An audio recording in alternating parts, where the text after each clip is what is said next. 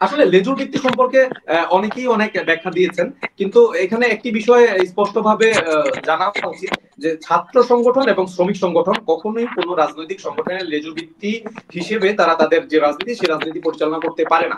এটি আপনি নিশ্চয়ই জেনে থাকবেন যে 2009 সাল থেকে নির্বাচন কমিশন যে নতুন আইন করে দিয়েছে ছাত্র রাজনীতির ক্ষেত্রে, এবং রাজনৈতিক সংগঠনের সাথে ছাত্র সংগঠন এবং শ্রমিক সংগঠনের সাথে কি ধরনের সম্পর্ক থাকবে সে বিষয়গুলো স্পষ্ট করেছে।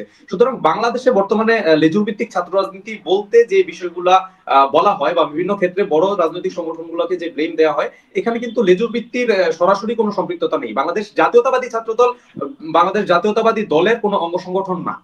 জাতীয়তাবাদী ছাত্রদল জাতীয়তাবাদী যে দল, এই দলের সহযোগী সংগঠন। আমাদের কমন প্ল্যাটফর্মে এসে যদি মনে হয় যে জাতীয়তাবাদী দলের কোনো কর্মসূচি আমাদের যে চাহিদা সেই চাহিদার সাথে এবং শিক্ষার্থীদের অধিকারের প্রশ্নে কখনোই বিরোধিতা করে না, সেই জায়গায় আমরা সেই কর্মসূচিগুলোতে অংশগ্রহণ করি। কিন্তু বাংলাদেশ জাতীয়তাবাদী ছাত্রদল নিঃসন্দেহে একটি স্বাধীন সংগঠন।